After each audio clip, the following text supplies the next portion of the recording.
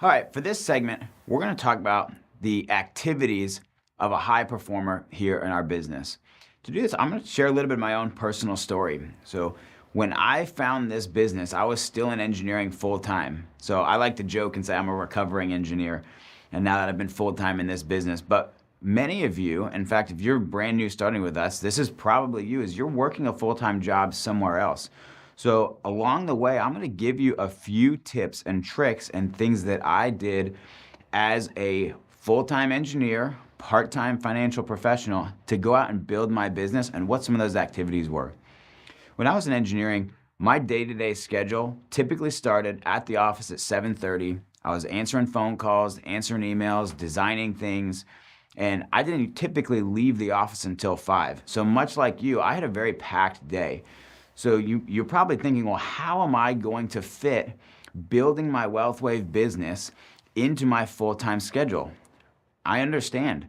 I had a full-time job. I was married, had a home to take care of, much like you. And some of you probably have kids and things like that as well.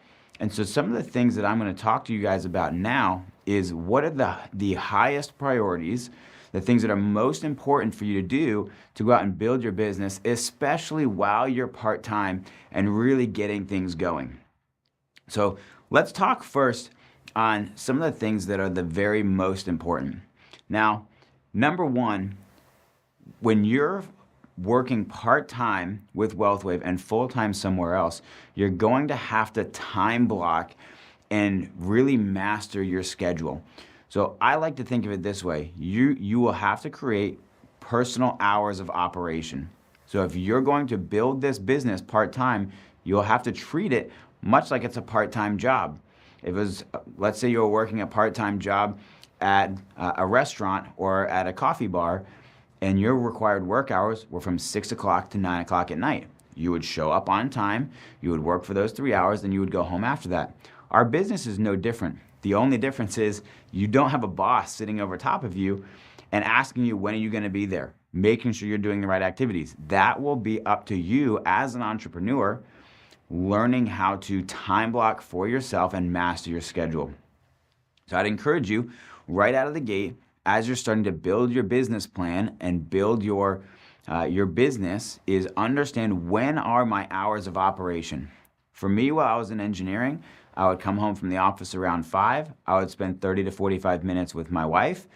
Then from 6 till 9 or 9:30, I was building my business. Those are some of my personal hours of operation that I used while starting part-time. Now, it's also going to be important for you to understand what are the highest impact activities that you can do, right? We call them income producing activities. The highest leverage income producing activity that you can do in this business is contacting. And that should come as no surprise to you, especially as you watch these videos. You're going to hear that over and over and over again because it is the most important thing that you're going to do here in our business. So while you're building part-time and time blocking your hours of operation, even if you're part-time, set aside a minimum 1 hour per day to do your contacting. If you can do that and are effective in having conversations about our business, 1 hour a day will be enough that you can get some momentum going and really start building your business.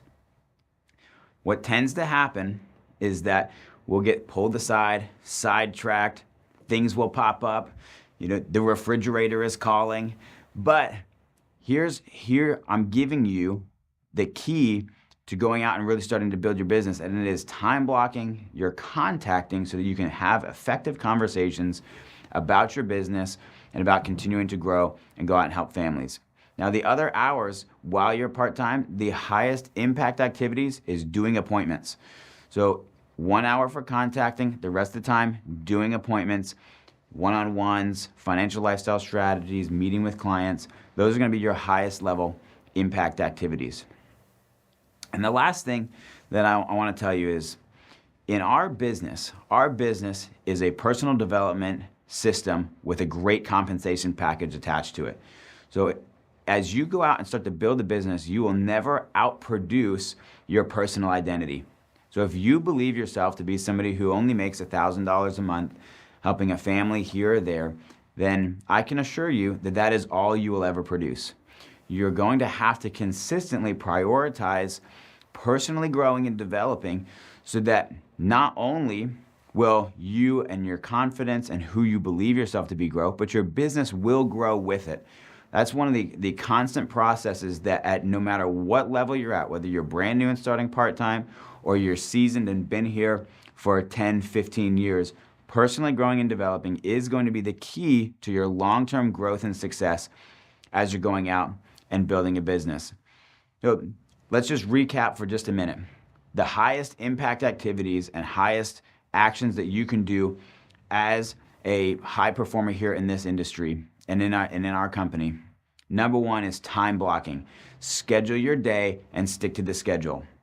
Number two is focus on contacting. The more time you can focus on contacting and having conversations about your business, the more successful that you're going to be. And then number three, continually personally grow and develop. And if you do these three things, I can assure you that your success will continue to build, will continue to grow as you do.